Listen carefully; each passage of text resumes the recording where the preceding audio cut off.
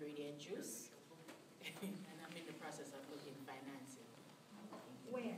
In Queens. In Queens? Yes. No, this is a good chance to marketing, to do the Absolutely, marketing. Tell everybody exactly where you are. Well, last year was my first run, so I operated out of the entrepreneur space here in Long Island City. So we're in the process of looking for a location so we can set up. Because equipment is not easy to move around. And that's one of the things I realized in operating out of a culinary space, that we have to move equipment back and forth, which proved arduous. It was not easy. So, so we decided to get our own space. And in pitching the project to a couple of businesses, they have been giving me referrals, right? Like we could, because what our product has is a portability. Most natural ingredient juices is done fresh. And so ours is done using UV light. So you don't lose any of the nutrient value compared to thermal processing. So because of that, we have a portability that the market has not seen. So that's what gives us the viability that we have. Thank you.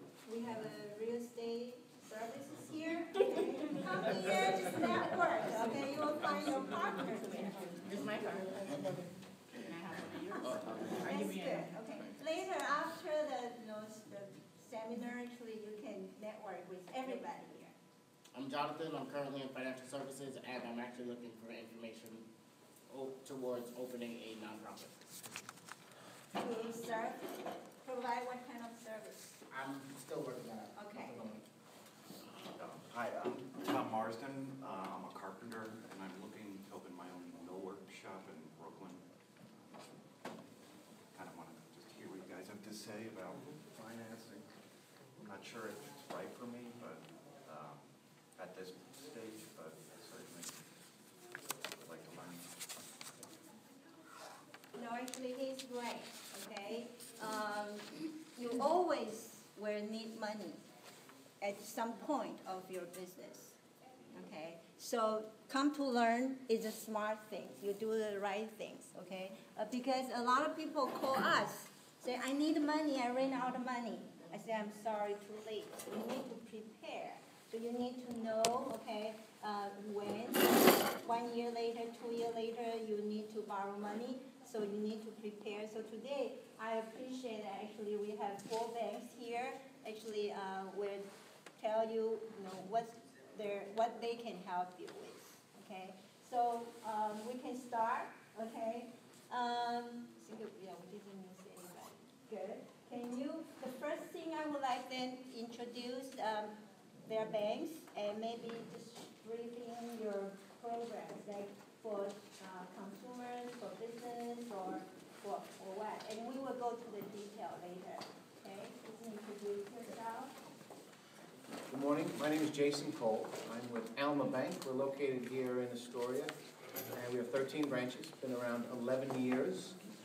Alma Bank is a sort of a boutique bank that focuses its energy on commercial business owners, small and mid-sized firms, providing a full range of banking services, including all types of commercial lending for business owners and investors. My particular specialty is the SBA side of things, Small Business Administration, and I run the SBA division at Alma Bank. And what else? Okay, we will go to the questions later. Yes. My name is Steve Garabell. I'm with TD Bank. I am part of our commercial banking team. We have 150 locations in New York and the boroughs. We run Maine to Florida, and we are Canadian, the U.S. division of a Canadian bank. Full service in retail banking, small business banking, commercial real estate, wealth management. We are the #1 SBA lender in our footprint by units, so we do a lot of the smaller SBA loans through our footprint, and I'm sure you've seen a lot of our fun commercials that we have out right now, but it really is, the human side of banking, and we really do like to get to know our customers and understand what's going on with them to help them better. Good morning, everyone. So my name is Henry Rodriguez. I am with Bank of America. Bank of America nationally has around 4,000 branches nationally. Hundreds of branches here in the New York tri-state area. We work with businesses of all sizes. On the consumer side, full-service banking. We are a preferred SBA lender as well.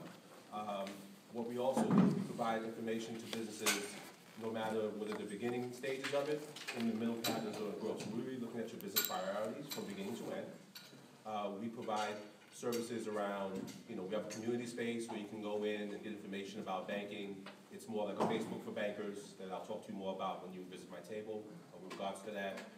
Regarding if you're not ready yet to work with Bank of America, initially we have a lot of connections with what's called Community Development Financial Institutions, CDFIs, that we can introduce you to. As well, micro-lenders that'll get you started in that respect. We look forward to speaking with you today. Thank you. Hello, my name is Andy Puppy. I'm a small business relationship manager with Santander Bank. For those of you who don't know much about Santander Bank, it's an international bank based Which out bank, of I'm sorry? Andy Puppy. No, which bank? Oh, Santander Oh, Bank. Santander, okay, yeah, thank You you. got it. So it's based out of Spain, one of the bigger banks in Europe, and we took over Sovereign years back, and we have been growing in the U.S. currently. We do everything from on the personal side to mortgages, everyday banking, wealth management, to on the business side, whether it's your everyday business banking, lending, cash management, things of that nature. We have some interesting products around small business banking that I feel that other banks don't necessarily have, and we'll talk a little more about it later. However, we do work with the SBA program to help those startup businesses. From what I heard from the room, a lot of you are in your beginning stages of opening up the business, and there's numerous ways in which we can help you. One being working with the SBA to get you the financing you need, and two could also be giving you some type of either personal loan or something on the personal side to help you with that as well. There's multiple ways in which we can help.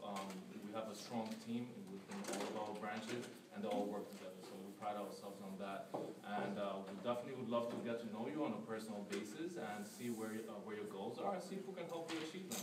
So our table is right in the back. It's myself as well as a beautiful lady over there.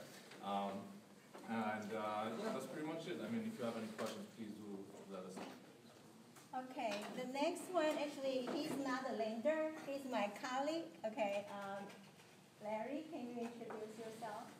That's it? Yeah. Okay. Introduce yourself. I'm Larry Pontillo. I'm a lender relations specialist for the U.S. Small Business Administration here in the New York district. And the SBA has agreements with all of the lenders that you see here. They are all participating SBA lenders. Your name, sir? Larry Pontillo. Right, after they're speaking, you can get Thank you. business card from them. Okay, you have to get their business card. Okay. Oh, okay, so later, okay. Okay, so later, okay. So now, the first thing, I think you heard about different programs like SBA, the SBA lenders, so actually, today, the first thing that I would like to invite Larry actually to talk about SBA's financing, and later we will introduce SBDC.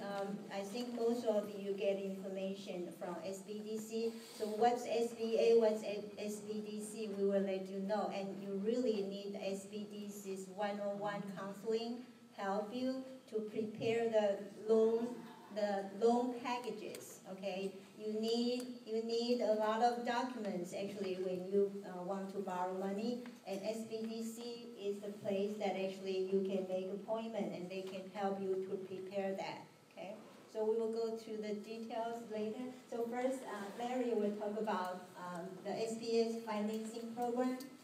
So for startups, for you to buy the property or for you to export, okay. We all have, we have different kind of loans. So first, allow me to say thank you to Rosa Figueroa and the LaGuardia Community College Small Business Development Center for inviting me to speak to you today. And let me say thank you for coming out this morning. You've heard about the Small Business Administration. You hear people refer to SBA loans. Well, the SBA provides a number of financial assistance programs that are specifically designed to meet the key financing needs for small businesses. The SBA does not make direct loans to small businesses. Rather, SBA sets the guidelines for loans, which are then made by its lending partners. The SBA offers guarantees to the banks, which eliminates some of the risk that the lenders take on when they make a loan. So when a business applies for an SBA loan, it is actually applying for a commercial loan structured according to SBA requirements with an SBA guarantee. SBA guaranteed loans may not be made to small businesses if the borrower has access to other financing on reasonable terms. As such, all loans that are referred to as SBA loans would not have been made if the SBA did not exist. This allows participating lenders greater approval potential to customers that do not fall within conventional guidelines, such as new businesses or short time as owner, a growing business, new location, a new product, because the SBA allows the bank to use projections. Also, with an SBA guarantee mitigating some of the risk to the banker, we allow for lower equity injections, certain industry types the bank simply do not want to loan to, or if there is a collateral shortfall, or the borrower has a lower personal credit score, or a limited credit history, or has reduced debt service coverage, or those businesses needing a longer repayment term than banks would generally allow. The bank can say yes to the loan if there is an SBA guarantee attached. The maximum loan amount for SBA is $5 million. Loans can be term or lines of credit. They have competitive low interest rates. I also want to remind you, you can have more than one loan out at a time. So don't be afraid to ask for two loans. One loan for whatever your needs are, and a second, smaller, revolving line of credit. Every business experiences some form of seasonality. It is always nice to have a revolving line of credit there ready for you when you need it. I said that our loans go up to $5 million, but there are many businesses that do not need a loan over $350,000. For those, SBA has a program called the Express Program. It is a streamlined application process. We give the lender delegated authority so that when the lender is through with their analysis, they get an approval from the SBA within 10 minutes. There are no guarantee fees for express loans to veterans and to businesses that are located in hub zones. HUB stands for historically underutilized business zones or rural areas. The fees for this year have been reduced to 2/3%. Our loans all have a streamlined application process, a use of proceeds covering a variety of business needs, the ability for the SBA guarantee fees to be financed into the life of the loan, the ability of the bank to use its own process and documentation. What does SBA look for in a loan application? Well, obviously that's going to be different between a startup and an existing business. When it comes to an existing business, we're going to be looking for repayment ability that is going to be based on a cash flow analysis, historical cash flow, 3 years worth of tax returns, and the fixed obligations of the business, including this proposed loan. For startup, it's going to be different. We're going to be looking very closely at your business plan, your financial projections, the adequacy adequacy of your own equity injection, the management experience of those that are starting the business. And I ask you to remember that help in preparing the loan application, the business plans and projection, all available free of charge from SBA's resource partners, including the Small Business Development Centers, SCORE, the Women's Business Centers, and the Veterans Business Outreach Centers. People often ask me about collateral. SBA's collateral conditions state that the loan must be collateralized to the fullest extent possible, but that lack of collateral alone is not a reason to decline the loan. I want you to remember that the SBA is a cash flow lender. We want to see that the business generates enough cash flow to provide you with an income, pay your bills, and have enough left over to service the debt. We are not a collateral lender, and I always say if it makes sense logically, it's easier to remember. All the collateral in the world is not going to turn a bad credit into a good credit. If that business is not generating cash flow, they could own a house free and clear that's worth $1 million. We're not going to make the loan because we're not in business to convert the collateral into cash to pay off the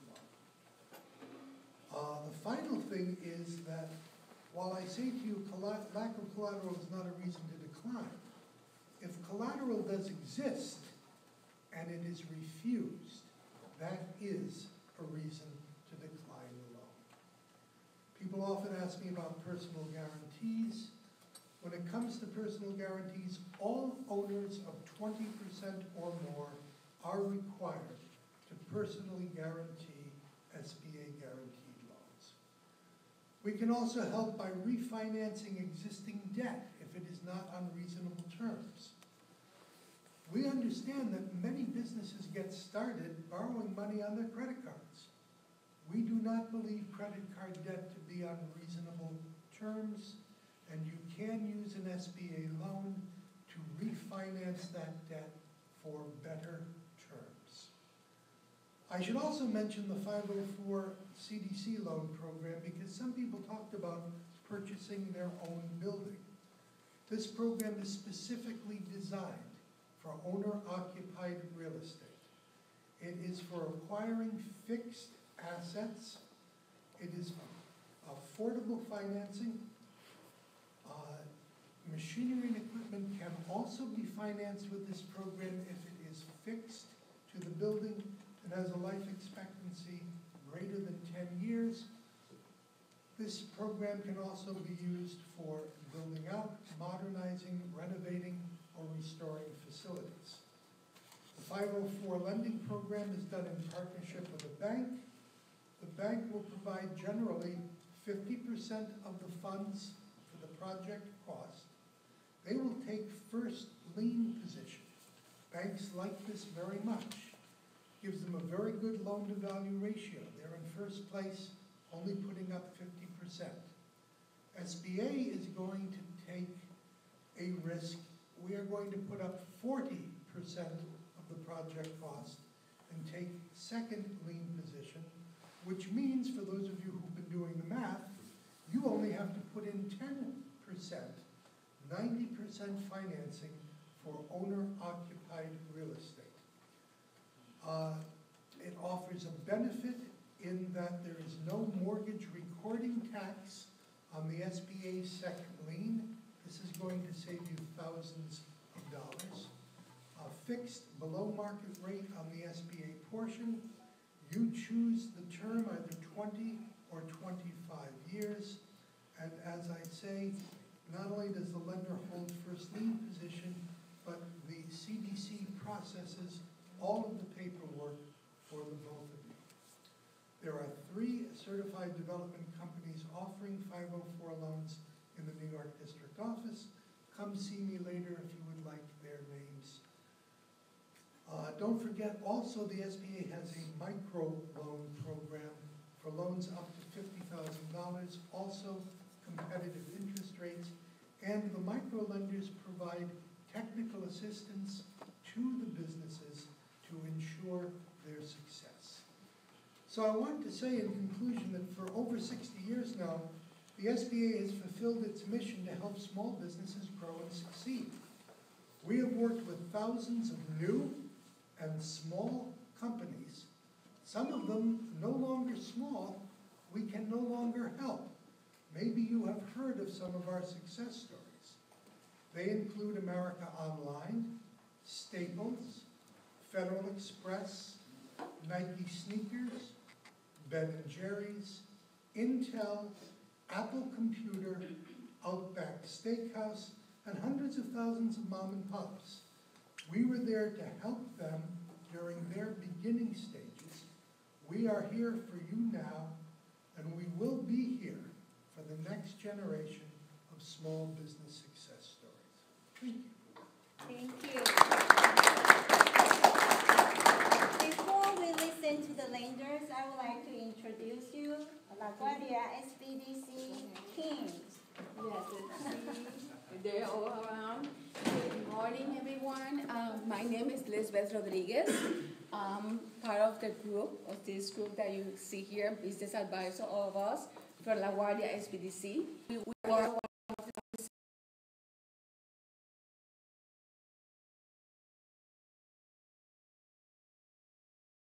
start up a business or grow their business. Our role and our mission is to customize the service and to give you all the guidance that you need to put your business, here in the market, and help you with everything about, work with you about business plan. If you need to work with your financial projections, we work together to be sure that you follow all the requirements when you need to submit your numbers to the bank to get a loan. We can assist you as well with marketing and assist you as well with project management to be sure that the business is up and running, working okay. We have a brand new person here. She's the last one. She's gonna take care of our clients that are in the Chinese community. And we have, where's Stark? He's around. He's not here. And Jim also, he's taking care of our startup business in Chinese community. Evelyn, she's one of our senior group person here as well in SBDC, and myself, Lisbeth Rodriguez, and we both take care of the Hispanic community as well. So more than happy to, probably we have a couple of clients here that we are already working with them right now, and I don't know if you want to mention something else that we can add it to our services? No, I will have to say that we help you with a business plan, which is something that you really, really need when you are thinking about applying for a business loan. So we are here to help you. We also help you with the projections, as she said. So feel free to come and see us. It's one-on-one, and we determine what you need, and we help you with everything you need. Yes, our service is basically free. You just come and make an appointment with us, and then we work, like she said, one-on-one, sometimes on a monthly basis, sometimes every 2 or 3 months, depending what are your needs. So we always need to make an assessment where you are in terms of your business. And then we can work, you can just come with an idea, and then we can help you to pull that idea together. We also have a service, it's only SBDC New York, that we call the Research Network. It's a big library that provides a lot of information about different industry. When you need to include, and it's a critical information that is important to put it in your business plan about market. Because you're gonna start your business probably in a bakery business. You would like to know how many bakeries are around the area where you want to locate your business, how much they're doing, how the business structure works. So you have an idea how the markets work. So for that one, we can help you with this library that we submit all that questions, and it's a service for free. And when you receive the information, you can include it in your business plan. So it's another resource that we have in SBDC. That definitely is important to present your business plan very strong when you have to meet with the lenders, because they really want to know not only that you have the experience in the business, but also that you understand and you know your market. And that information is available through our center. Okay, yeah, thank you. How many of you have business plan? I've been where? Huh? How many of us what? Have your business plan? Oh, I do. Okay, great. Okay, 2 of you. So most of you actually, you will need help from the business advisors here, okay? The other things is a financial projection.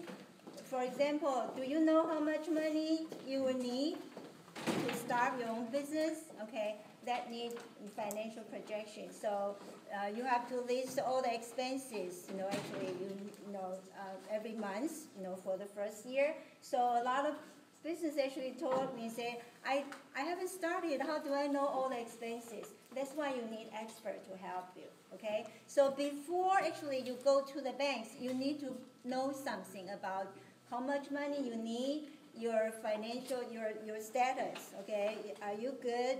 Your basic financial status. If you owe money, you have to repay those monies before you lend money, okay? So those are important things. But today, actually, we want to listen to the lenders. So right now, I would like to ask, all the lenders just tell us. I think later, because Larry talked about different SBA's programs, I just want to ask you, do you realize actually you don't have to borrow the SBA guarantee loan? If you go to the lenders, and you're perfect, actually, clients for them, okay, qualify for their requirement. If they want to lend you the money, you don't need SBA guarantee loan.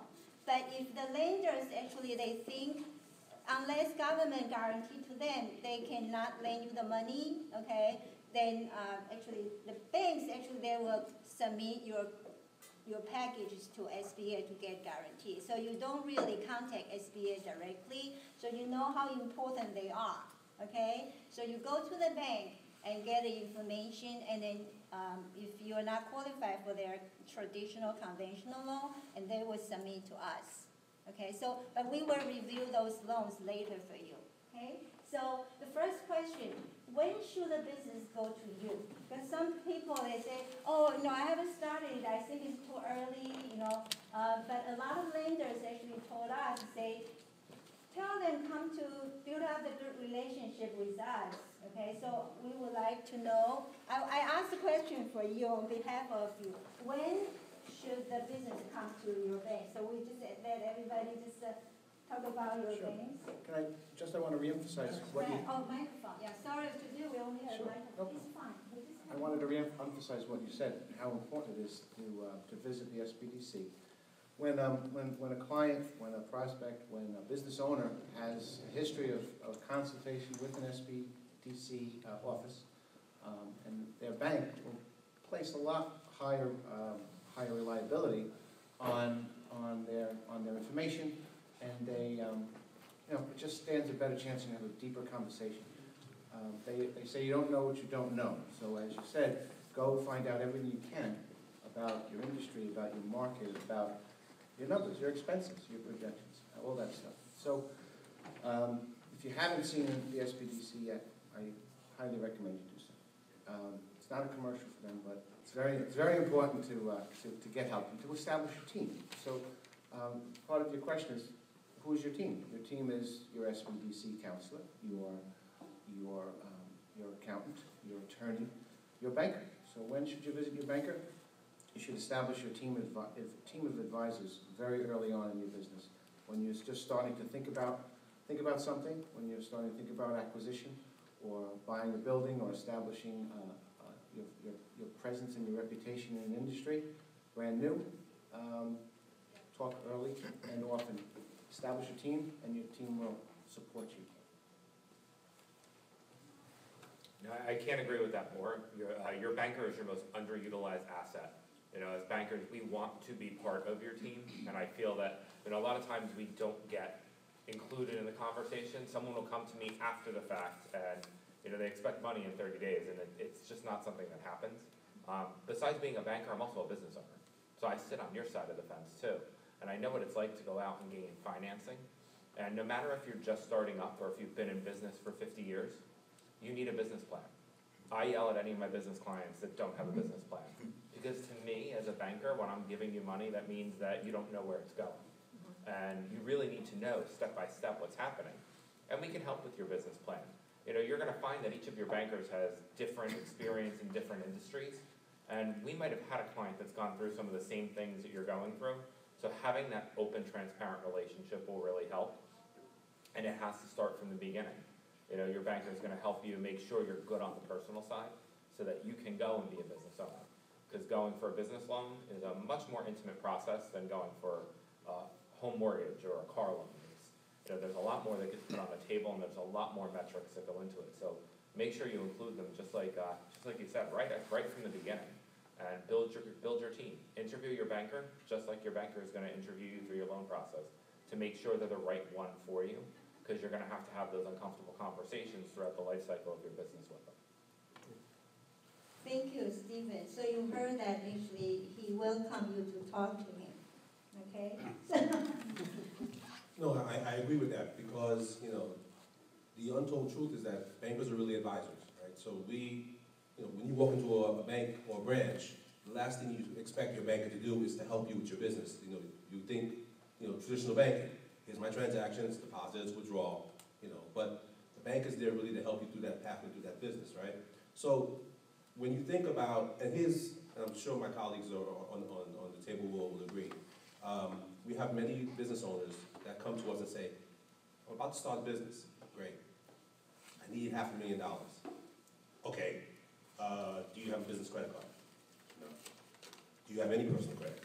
No. So I say that because there are many individuals that try to get that big ticket item, but haven't done the homework in the beginning to build a foundation. And building the foundation is critical, because what was mentioned before in the SBA's overview is cash flow, right? And cash flow can come in many forms, which we'll talk about. So cash flow can come in, that business credit card is a cash flow item. If you're starting a nail salon, having merchant services or credit card processing is a cash flow item, as opposed to taking cash, because cash can be expensive. But when you're looking at lending and starting out, business plan is critical, because at the end of the day, that business plan is your resume for the business. It's your plan for that business. And please be as succinct and as, you know, forthright in that business plan, because at the end of the day, the bank is lending to you based upon that assumption, right? So I think that getting advice from SBDC is critical. Getting advice from a trusted advisor, whether it be an accountant, a lawyer, what have you, having that team around you that's going to advise you in the right direction is critical, because businesses close as quick as they start. Some businesses close within the first 90 days. Some businesses close within the first 5 months, because they didn't take the homework in the beginning to have that solid business plan. So the question was, when should they go to you? Correct.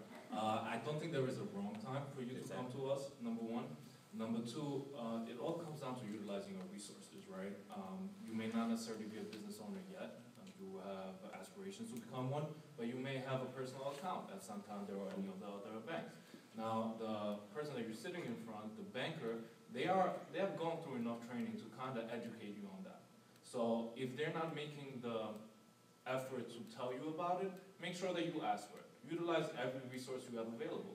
And as professionals, we are equipped with kind of guiding you through that. No matter what position you're in, whether you're just beginning to start a business, whether you've already been in a business for 3 years and you're ready for a loan, or whatever the case may be. But we can kind of guide you through it. And I think that's like the most important thing.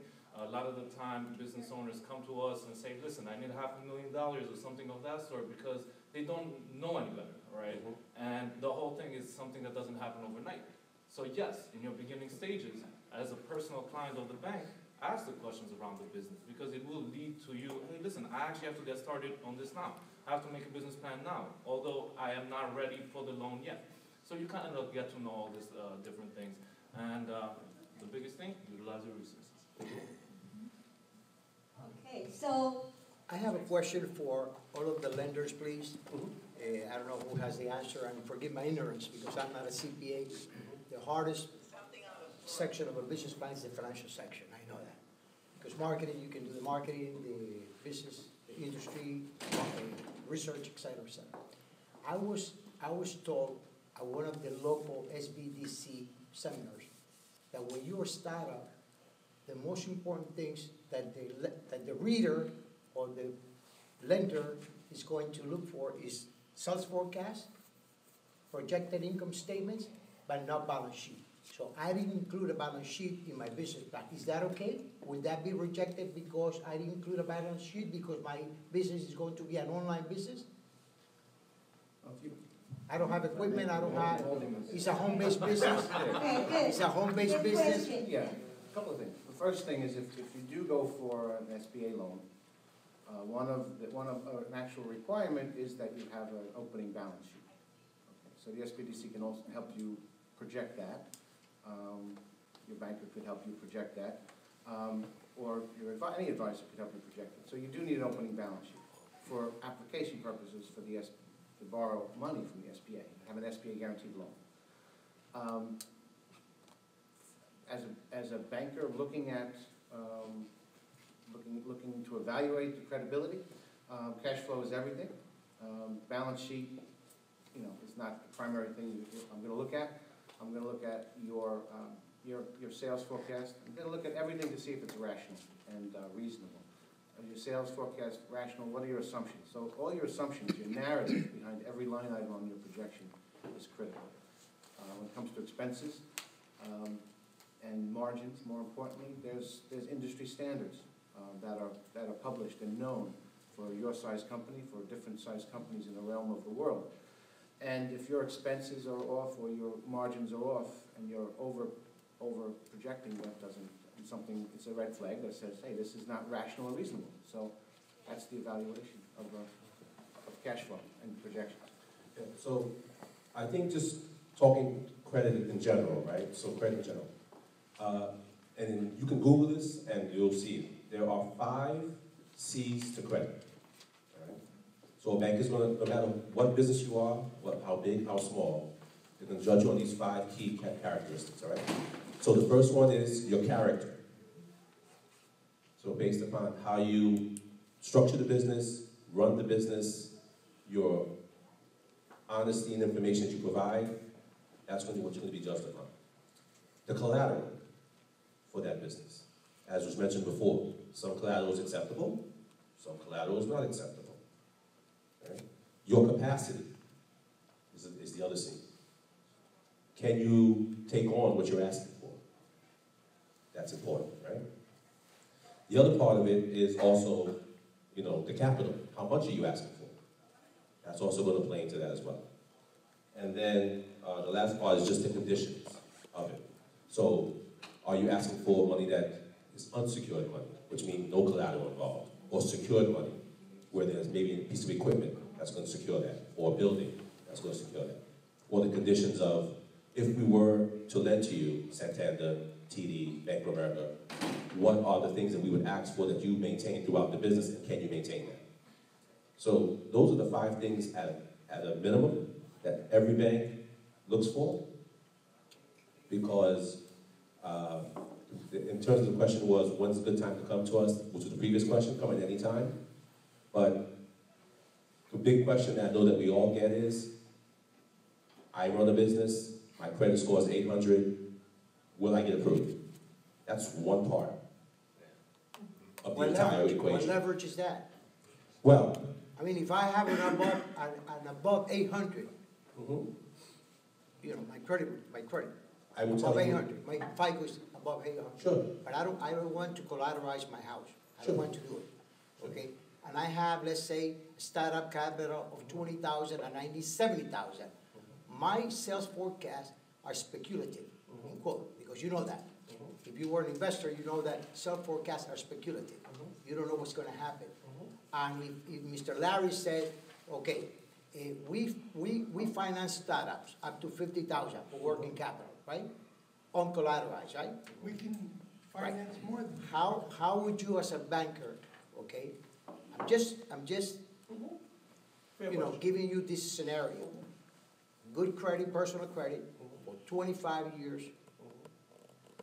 I'm entering an industry that is growing in the billions of dollars, right? I have a niche, okay? My business is a niche, okay? I can prove that to you, okay? I don't have collateral because I'm not gonna put up my house for collateral, right? But I have working capital, only $20,000. And I ask you, okay, I need $50,000 more because I'm not gonna break even for the next 3 years. Because I'm just speculating that my sales forecast is gonna be, let's say, I mean, my gross profit, 0 first year, second year, how would you evaluate my proposal? See, because I know bankers, with all due respect to you, are tough to lend. Right? I mean, they're tougher than venture capitalists. Sure, I'll pass it to my colleague, but I'll say this. Okay? There will be somebody out there that will lend to you. The question is, the conditions that they give to you, will you be willing to accept them, right? Now, to your answer is, there are more factors that go into the evaluation of that decision, and that is what we do. We look at the financials you provide, the credit profile that you provide to us, the business plan for the business, and all those things go into the mix. It's not just one over the other, it's equated across. Thank you. And I'm just gonna piggyback on what he's saying. So you're saying that you don't wanna use your house. Right.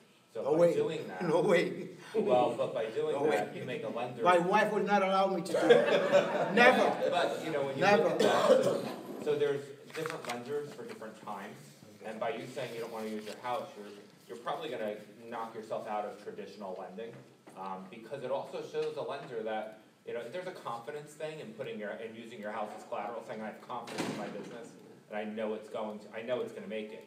And by not using that, and saying, no, I won't, when you have collateral, a lender sometimes looks at it and says, you know, that's part of it. And part of the SBA is, if there's reasonable collateral, we have to take it. So, you know, that's one of the things. So you'll see that there's different lenders for different times. So you mentioned venture capitalists. You know, sometimes a traditional bank is going to be your best terms, best pricing, and just the best lending you can get. But we have some stipulations because we're regulated. So I can't say, you know what, yeah, we're not gonna take your house on this transaction. But when your neighbor comes and wants the same thing, and say, yeah, we're gonna take it, we can't do that. We have to do the same thing for everyone. So, you know, you are probably gonna be better off by doing that, going to maybe a community development financial institution, or probably a venture capitalist. That's what Bank of America does, right? Well, we introduce you to that. So if you come to us and say, you know, you want to lend, well, let's say we can't perform that transaction for you. We would in turn say, we have community development financial institutions, Action, EDBC, so forth, that we can introduce you to. Their guidelines may be a little bit more relaxed. Their process may be, they may carry a little bit higher rate, but we can make that introduction for you. Yeah, don't get me wrong. I mean, I have confidence in my business. If I were the sole owner of my house, I would put up my house. Yeah, but Trust me. no, we run into this Listen, all with all the due respect to the other panelists, I'm going to tell you something, Mr. Rodriguez, right? I went to Bank of America about 10 years ago. Was the only bank that went out and gave me a line of credit for $40,000 in 24, 48 hours. Citibank never did.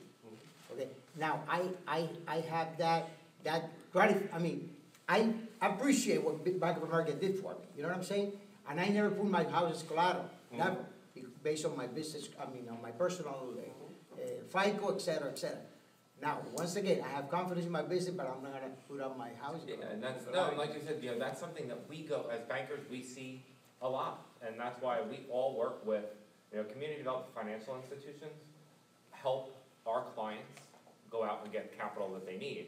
But there's a lot of programs when you limit what you're gonna use, there's a lot of programs that you limit yourself from because of that. And, you know, as I'm a small business owner, I did an SBA loan. My house is on there as collateral. My business partner doesn't own a house. His house, he didn't have anything to put on there.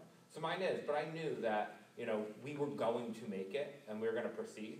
And, you know, I had to do that, or else then you gotta find the funds on the personal side, and it gets a little bit more challenging now. Thank you anyway. Yeah, I want to share something with all of you.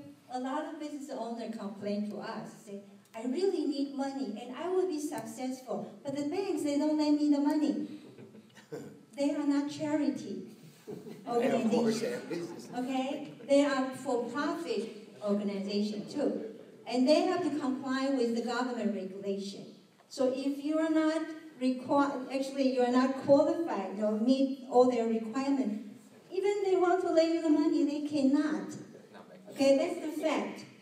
Okay, so that's why I say, you know, find out what's the requirement, and of course, sometimes actually maybe some of the lenders, they will make some special consideration. That's why I say build up the good relationship with your banks actually, and they will give you advice but they are not charity organizations. So I know that all of them, they want to help you, but sometimes they cannot if you're not qualified. If I could say something. So the one thing is, look, you're looking for a loan. We're looking to give you a loan. At the end of the day, our goals are aligned to a certain degree. So the whole point is really just getting prepared for it. Whether you get that knowledge yourself or you come ask us for that knowledge. So this way we tell you, hey, listen, a year from now, when we're 2 years in business, sure, SBA is something that we're having this conference for, but it's as a last resort if you don't meet those qualifications, right?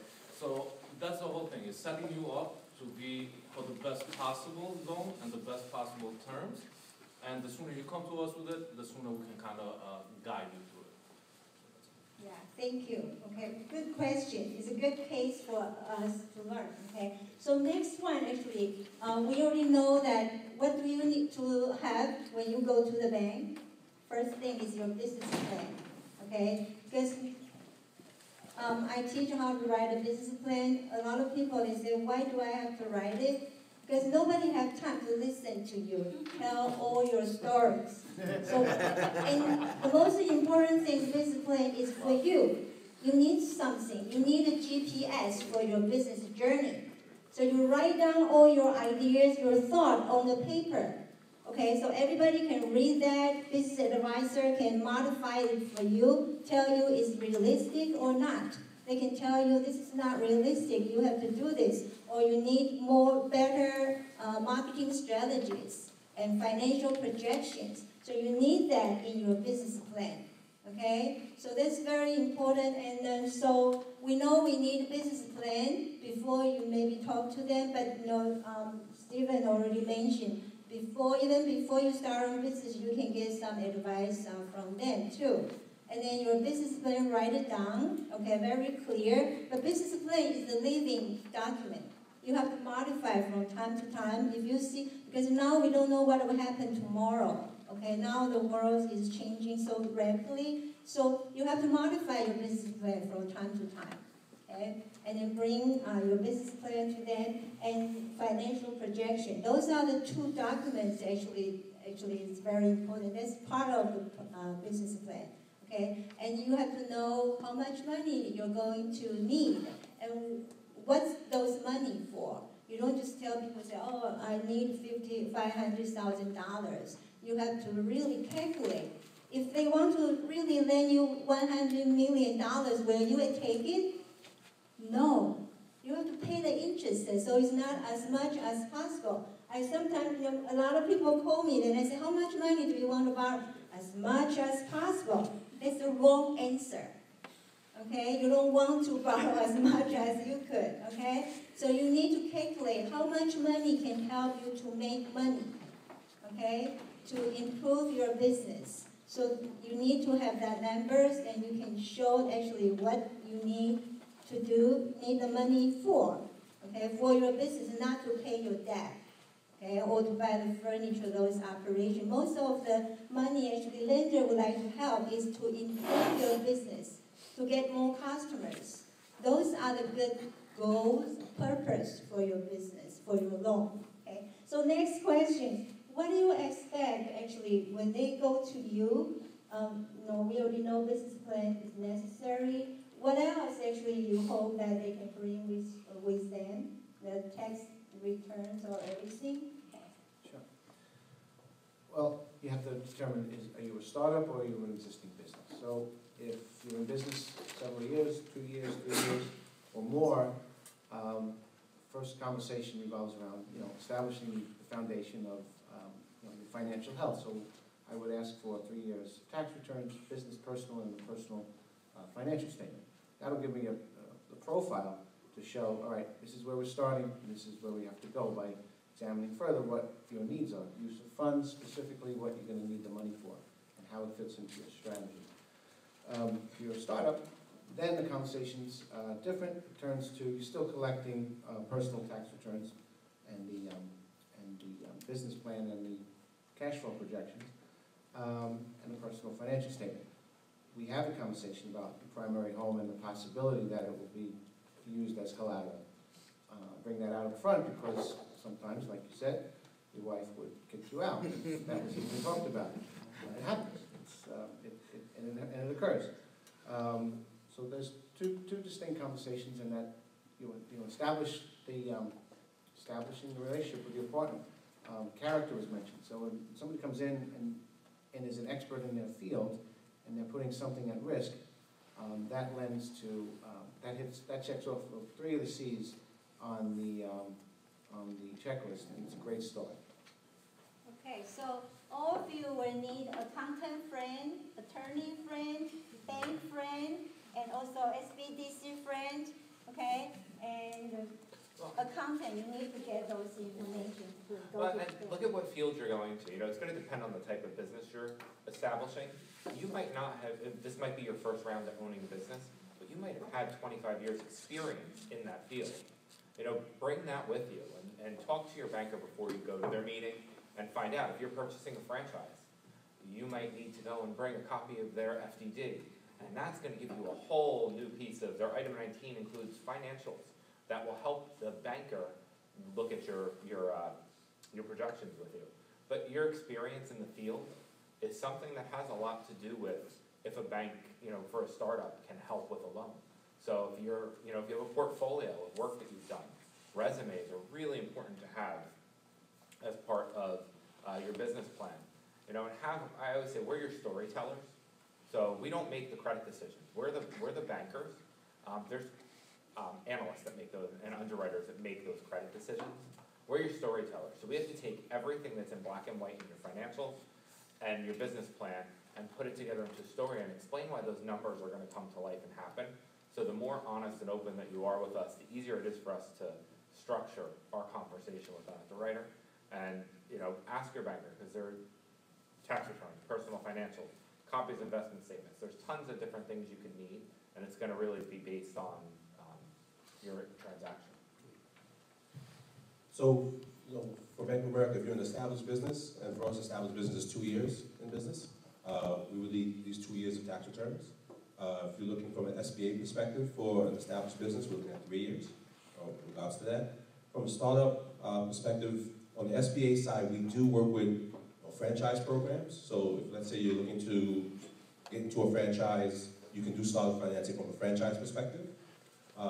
And also professional organizations, so medical, dental, veterinarian, we have startup programs as well. Now, if you were to come to us with that information around your business plan, your projections, what you're looking to do, and also from a startup perspective, if you're an existing business owner and you're creating a new startup venture, you can look for financing for that startup with your existing business as more of a catalyst in that regard. But in terms of coming to us with the business plan, projections, and what you're looking for your business, that's also helpful for us. So as we talk about the programs that we can introduce you to, CDFIs, Community Development Financial Institutions, Bank of America works with Tory Burch through their programs as well. We can make those introductions or provide those pathways to you to talk to those individuals, so that way when you have your business plan projections, we'll tell you exactly how that process works. And then once you have yourself set with that micro lender, in turn, once you grow, then you can come back and talk to us once you're more established. I have a question. Yes. How long does the process take once you start, if you're a startup? In terms of? Getting the funding. Well, any application with Bank of America usually takes 7 to 10 business days overall. But if you're dealing with that startup, so if you're dealing with that particular startup, they may have their own guidelines in terms of how long that will take, because they may have some supporting documents that they may need from you in regards to maybe it's personal bank statements, whether it's business plan, whether it's other financials that they may require. So their window may be a little bit longer. I would say probably no more than 30 days in terms of that window, but I would say if you were kind of forecasting, if I put an application as a startup and I now need to get that financing with, say, a CDFI, a Community Financial Institution, or through a different program, 2 weeks. Yeah, so I think everybody covered pretty much what the main requirements are for Santander Bank. If you've already been in business for 2 years, we usually ask for 2-year business tax returns, as well as the 2-year personal. Now, we have an interesting product for business that already been in business for 2 years. Basically, up to $150,000, we can do a completely unsecured deal, right? And we can do 10% of the sale size. So on, hypothetically speaking, if you have a business for 1.5 million that's generating 1.5 million in sales, we can do 150,000 very easily. Very minimal doc requirements and things of that nature, and it's completely unsecured, so you don't really need the collateral. And as far as if you're a startup,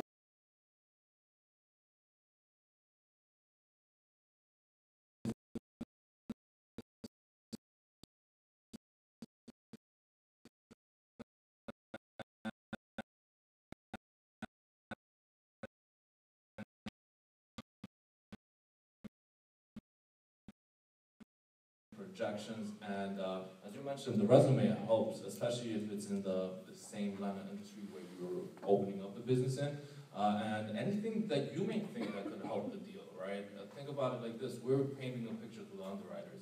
So if you think you may have a couple of recommendations or something of that sort that could help your case in us getting a good loan, that will make you seem more qualified in making this business succeed, then yes, absolutely.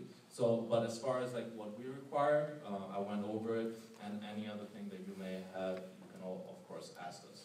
Now, as far as the question around timing, it's a lot of paperwork for a startup, right? So a lot of the timing does depend on how fast you can get that paperwork to us. Okay, good. Yeah, it's a very good question. A lot of people want to know how long would it take. Excuse me, I have a question, please. Can I finish? I have a question regarding the legal structure, please. Right, can I finish? Oh, I'm sorry, I do apologize, I'm sorry. Yeah, a lender share the information with us, okay? Prepare a box or a big folder from day one. You do anything with your business, put everything there. Because a lot of businesses, they wait for several months to prepare all their documents. That takes time, okay? So it depends on you. Lenders, actually, they are pretty fast. They want to help you with your financing. Okay, your questions? I'm sorry about that. It's okay. I didn't intend to do that. If from your criteria as a banker, right? If I have an LLC, and of course, my LLC is connected, my personal tax returns, are, my LLC. But my CPA advises me now to do a transition from an LLC to an Inc., to a corporation, okay? For whatever reason he wants me to do that. I follow the advice of my CPA, my lawyer. And I transition from an LLC to a corp. Your criteria changes if I were to ask for a loan as an LLC as opposed to a corp? No? Oh, it doesn't. Okay. I was under the other impression that you would see my transition as not. Okay, they already said no. No, so we do lending for sole proprietors, LLCs, corporations, S corps, C corps. So no, that wouldn't change. Okay. No, if your CPA, based upon his tax advice, feels that's the right place for you, as long as you let us know that that classification has changed, Okay. same process. Thank you. Okay, good. I would just tell you, I would like you to share, give you some time to think. Share the best story, the best loan that you have held with the business, and now we talk about some of the mistakes that actually the borrowers actually they made in your careers, and I believe that many of the business actually they make some mistakes in their proposals or the loan packages, so can you share that information, like some mistakes they made? Success first, or? The mistakes, success story you can finish. Okay. I'd rather give a success first, that comes to mind. Oh, okay, you can give a success story. Mistakes, I don't know. Yeah. I'll share with you a situation where I was able to assist a baker who she was, I'll give you an age, low 30s, I think. So she had experience 15 years as a baker, award-winning cannoli maker. This whole thing, the whole reputation was there. That's the first stage. So that covers experience and capability to pull it off. She had a dream of opening up her own shop. So she saved a lot of money. She had, it was a $400,000 project. She came to the table with $150,000. and it was a complete build-out of a space. So she rented the space, she knew what kind of equipment, she had an equipment listing, she had a whole business plan. She got assistance at the SBDC, and cash flow projections, business plan, all the things that checked off all the buttons. She was looking for $175,000, and her brother was coming to the table with some money as well to help her, right? So all this together, to do the math, she's putting in substantially more than the lender. Because the lender, talking what we spoke about before, we're not equity partners, we're not charitable organizations, and we also like to, in a startup, there's meaning when a client has something at risk. So this particular situation, she had no assets. She didn't own a home. Didn't even own a car. Had nothing, and but she had capital that she's saving and saving and saving diligently. And she had a dream. So in that particular case, that was a success because she was able to borrow as a brand new startup baker in a seasonal town. All these things were going against her in a retail place, and she did, and that's a success, and she's thriving today. So we do a lot in the healthcare space, and I had a startup plastic surgeon, and when we first met, he knew his limitations. He knew that he was great at his craft, but he had no idea when it came to the business side of it and running it, and my first piece of advice to him was build a team. He built the right team, and he used that team to help him. We were able to finance his build out of his surgical center and his office, and he kept his team engaged. I talked to his accountant and his attorney more than I think I talked to him, and because he was able to keep us all connected and to stay on track, he doubled his projections for the first year, and was able to realize that he had this money now. Now what am I going to do? So he came for advice on how to use the extra profits he had. He started an employee benefit program for his employees, and it was just the fact that he knew, he stayed in his lane, knew what his skill set was, and found the people to help him on the areas he needed help with. And the finance piece was where he needed most of the help, finance and marketing. He found the right people to help him build that, because he said, in the end, his operating room fee is much more than what he's going to do, what he's going to make from sitting down and entering things into QuickBooks. So just really know your skills and know where you want to. A bank really wants you to be your brand and to run your business and not, be in your business doing the day-to-day finance. I think a similar story for myself, right? So we do a lot in the healthcare space as well. And, most times you have, the doctor walk into the office, and the doctor wants to be a doctor. He doesn't want to be the CEO of the company or the finances and so forth, so he wants to practice what they practice. But, in conversation with the doctor, he went to different banks, see what they could offer and so forth, and he came to us. And, we were able to help him to get his practice up and running. It was an existing space that he was purchasing. We were able to help him from an equipment perspective, from a build-out perspective across the board, startup. Funny enough, now I have 2 locations. So,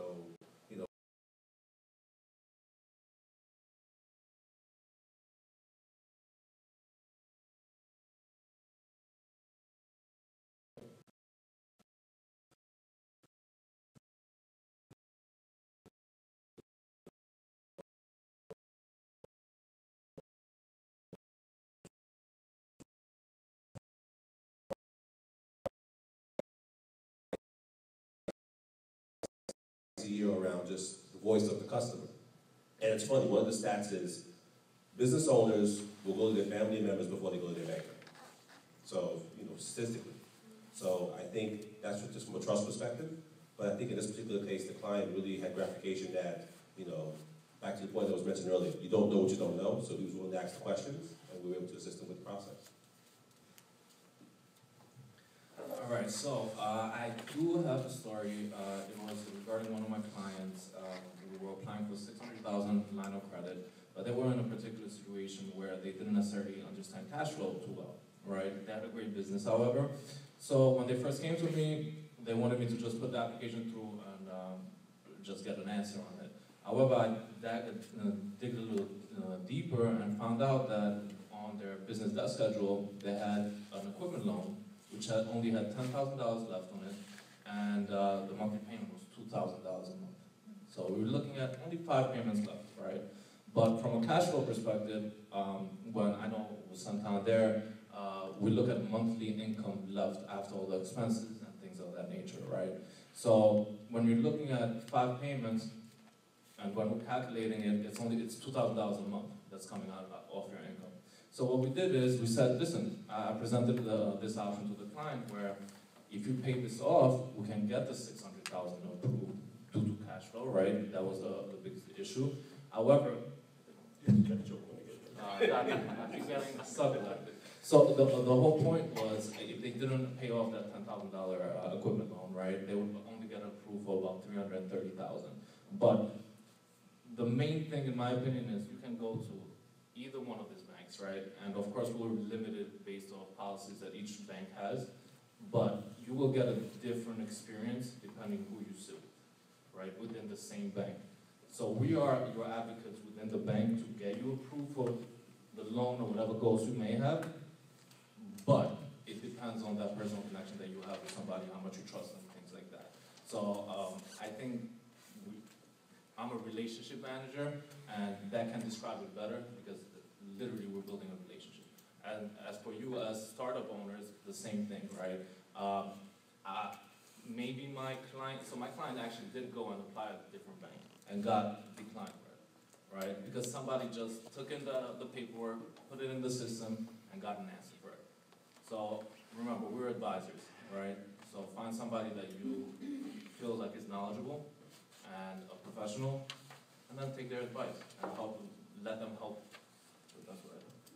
Yeah, thank you. Those are really good stories to inspire you, what you can do. Does anybody watch Shark Tank? Right, you have to present to the lenders like that. They want to know if you know what you're doing, if you know the number, if you know yourself and the business future. Okay? So A little more gentle.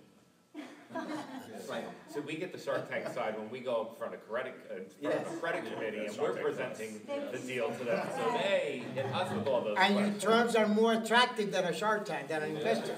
Trust me, they want more, they want a lot of equity. That's why, A lot of equity. traditional banks are the best place to go, but they're always the hardest. So that's why we have some of the hardest regulations, because we are the cheapest place to go. okay, so share some mistakes that some borrowers they made, so you don't have to have that kind of bad experience. Many times I'm sitting with a client, we always look to the future, to go on the advisory thing here, we're looking at the future, where are you gonna be in, the same old question, interview question, where are you gonna be in 5 years? But it's a serious matter. I look at the term of their lease, do they have an option to buy their property? Because many times, the growth trajectory will put them in a position to maybe consider buying their property. Property that they're in, whether they're manufacturing or distribution or whatever it is you do.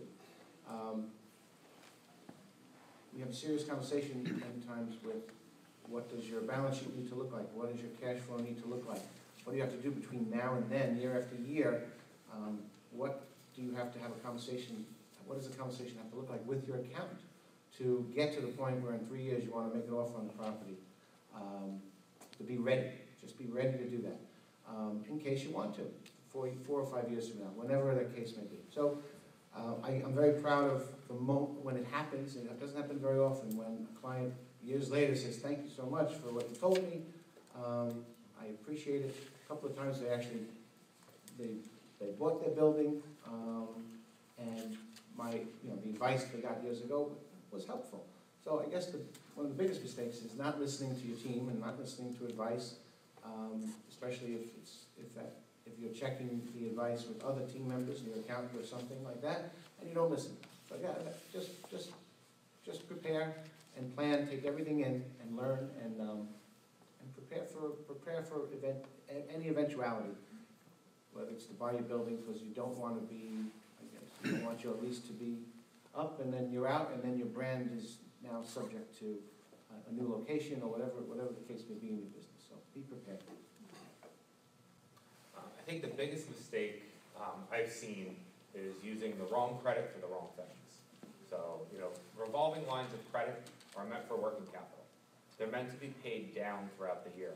If you're going in and, I've had clients that have went and used a line of credit to purchase a piece of machinery. And then we've had the conversation, why haven't you had any movement? And at the end of the year, they've needed that money on that line of credit to help with their working capital, paying rent, buying materials, paying salaries. Line of credit is something that a financial institution looks at as a revolving piece, and we need to see money move on. And the best way to use it is to use it and pay it, and use it and pay it. And by using it for a long-term capital expense, it counteracts what it is, and in the end, you spend more on the item that you purchase. And a bank could come out with a line of credit and take it away for improperly using it. And there's going to be times in your business life cycle where you need to use that line of credit, and get it when the going's good with business. Make sure you have it established, because when times are tougher and you need it, that's when it's harder to get. So just use it correctly and make sure that you get it and have it implemented when times are good and when you can cash flow. I would say the other things to do is, try as much as you can to eliminate the surprises. So what I mean by that is the following. So know what your credit score is. Don't let it be the day that you apply to know what your credit score is. Your credit score should usually be within 3 to 5 points of each other. So you have three. Everyone knows you have three credit bureaus, right? You have an Experian, you have Equifax, and you have a TransUnion, right? If your Equifax is 700, but your Experian is 670, there's a problem. And you don't know which one the bank is going to pull on that particular day. So they could pull the 670 on the day that you want them to pull the 700. Make sure they're all consistent. That's number one. Number two, if you're a startup business, trying to grow too fast, too quick can be just as detrimental as getting started to begin with. Because, there are many small startup businesses that say, they're very aspirational. They say, okay, in 3 years I want to be here. But sometimes they don't want to walk, they want to run to get there. They don't want to walk it, right? And I think when we go to our credit team to try to get clients approved, back to what is the business going to be in 5 years? Or what do you think is, going to affect the business?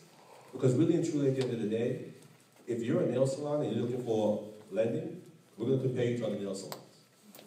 If you're a wholesaler, we're going to compare you to other wholesalers. So if this wholesaler is doing well, but you're not, it's like the National or the American Leagues in baseball. You're either in first place or you're in fourth place, depending upon where you are. We're going to look at you in that same way, in addition to everything else. Right? And I think start small. So, back to my original point, try to establish as much of a solid credit platform for yourself to help you as you grow. So that's cash flow, cash flow, cash flow. At the end of the day, that's what it's all about. Because you'll see a lot of things out there. Banks will tell you, like a Bank of America will say to you, for every dollar that you make, you want to make sure that you can pay back at least $1.25. Right? So a ratio for us is 1.25 to 1. Right? So that's what we look at from a ratio perspective. Most banks are usually around that neighborhood. When it comes to SBA, it's usually 1.15 to 1. Right? So it's usually around that neighborhood. All that means is, if you're making negative 50 cents, that's a problem. Because there is no payback in negative 50 cents. Right? We want to make sure that whatever you're making, you can make that plus as a payback, which helps us in the cash flow conversation. I just wanted to touch base on your point. It's really about utilizing the lending products the right way. I actually just had a deal decline. It was supposed to be a line of credit increase from 50,000 line of credit to 150,000, so $100,000 increase, and it was declined for that very same reason. So the client had a line of credit previously, they weren't paying it down. Now, some of you might not be familiar with how a line of credit works. I'll go over it briefly. So there is, throughout the year, there is a segment of time for us, is 30 days, consecutive days, where we need to pay down to 140% of the total balance. Unfortunately, a lot of clients don't use the line of credit that way. And what happens is, number one, we can either term it out, or we can close it. Number two, it will also hurt your future lending relationship with us, right? Just like in this situation, she would have 100% got approved for $150,000 line of credit. The only reason that stood in the way was her not utilizing the product the right way. The bank said, listen, if we already trusted you with using the product the right way and you haven't, based off historic data, we will not continue that relationship. So just make sure that whatever product you're getting into, make sure you're doing your research, make sure that you understand it fully, and utilize it the right way, all right? And usually just a rule of thumb, if it's a short-term need, anything under 12 months is usually a line of credit. If it's a longer-term need, I would always recommend you go with a term loan, which is over 12 months, with a term loan, because it doesn't make, you will get in that, you'll have the same problem. Okay, anything else to add? No. Okay, now we will open to 3 questions, because I want you to have time to go to talk to them individually. 3 questions. There's no stupid question. I know maybe some turn. Okay. Yeah, sometimes, you know, people say, I don't want to ask that. I didn't even know what's cash flow. I know a lot of businesses talk to me like that, okay? So ask the question. Maybe your question is other people's question. Okay, 3 questions. Well, I have a question. I know you were mentioning the success story about the baker who put in $150,000 and her brother was assisting her. Is there a certain percentage that you're looking for as a startup, someone wanting to do a startup business? Is there a percentage that you're looking for of what they should bring to the table financially as opposed to what they're lending? Well, there is a formula, I guess, with SBA's, minimum standards to say this is equity contribution and whatnot. But, lending and credit in general is a subjective thing. We take the whole mix and look at strengths and weaknesses and judge. Again, 5 C's, character, etc. If you have less money but you're putting in more collateral, that's a different equation. If you're looking for $250,000 and you're $10,000 to invest and there's no equity in your home, and you have just a little bit of experience, then that's a much weaker situation than I described with the baker. Again, somewhere in that realm is you, and we have to, everyone's conversation is unique and every situation is different. So, really all I can. The more you put down, the more it will help, right? Of course, but the more you put down, the more it will help, of course. But the whole point of SBA is really for people that can't necessarily put down the 20% or something of that sort. So figure out what's best for you, how much capital you have available, and what type of collateral you may have at your disposal. And then sit down with one of us, right, and find out exactly what's the best route to go. If we were to generalize all the people in here, then we wouldn't be able to come up with one solution for all of them. Well, I would say too that, the first thing I tell someone that is an aspiring entrepreneur, start a savings account and start throwing money aside, and that's kind of what's going to be your equity and injection into the business.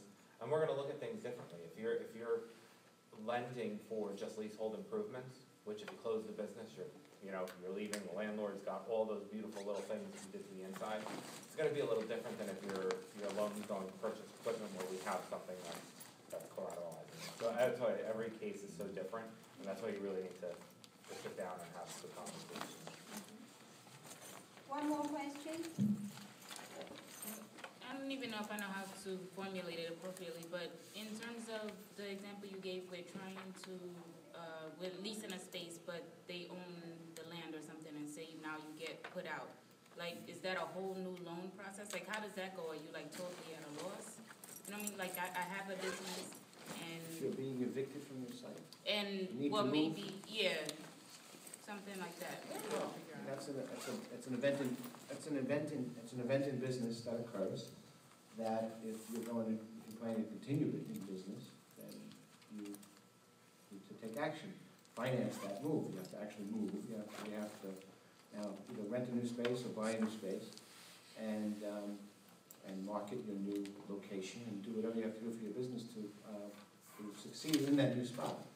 But is there anything like to help that not happen? Because I see it in many situations, there are situations like that where you don't own the land, but you own, Renting?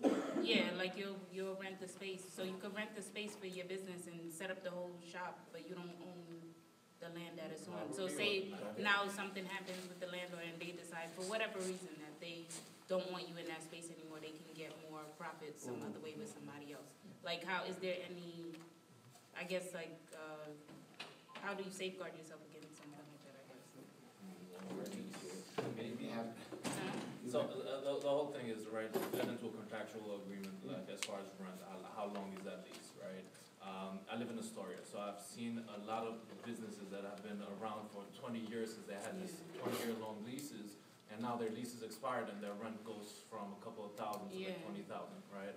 So that's something that it's just pre-planning and having the available capital, or maybe even kind of figuring out maybe this location is not the most cost-effective for me right now. Maybe I need to move to a different one. As far as safeguarding from that, I would say probably a longer lease, one, and number two, just pre-planning in the event that this location doesn't work out. What would the next move be? Where would it be? Where would I move? When you're starting off or any time in business, you're negotiating a lease.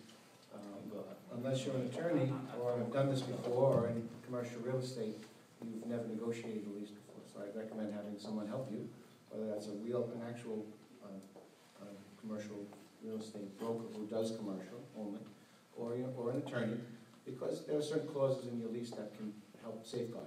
Let's say the right of first refusal. If this landlord wants to sell, then that landlord has to give you the option to buy first. So you have an option. You can't just kick you out. You have an option to make an offer at whatever price it is. That sort of plays on what we said before about preparing for, hey, maybe I have to buy this property in 2 years. What do I have to do today to be in position to do that? So right of first refusal, option to buy, things like that is important. Yeah, and I think the other part of it is, it's all about, I think we had said at the beginning about just having the right team in place in terms of just looking at the legality of where you are.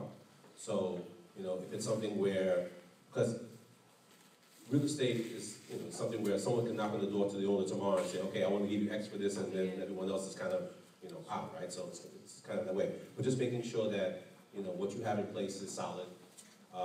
If you have aspirations of moving in, say, 2, 3, 5, 6 months, that usually you have a good working relationship with that landlord to say, okay, maybe I can go from month to month, as opposed to when my lease expires, right? Or again, to the point of if you're going to buy a commercial space, what is that commercial space? Is it going to be conducive to you? Have you gone places like LoopNet and looked at what commercial spaces are out there and do that? So so one website you go to is loopnet.com, which is www.loopnet, and that gives you commercial spaces to buy, lease spaces to rent across the board, and it can tell you what's out there. And then also there's broker information there, so you can talk to that broker to talk about that information while you're in your current space. So those are some of the things you can look at. Awesome, thank you. Okay, great. I want to have leave some time for you to talk to them. But before you talk to them, the SBDC team would like to take a photo with the lenders, and after the photos, welcome you take a photos with all of us. It's very important. It's very important. In the future, you can tell them, say, I was that one, okay? Stand behind you, so they cannot refuse to talk to you. Do we get a copy of the video? Do we get a copy of the video too? Yes. Okay, so yeah, SBCC and SBA, okay, you sit here, we take one photo, then you come to take photo too. While we are waiting, I just want to say, actually SBA, my name is Mei Lin, I work for SBA, so SBDC is one of our resource. Oh, can you just ask? You can share anyway in the Okay. picture.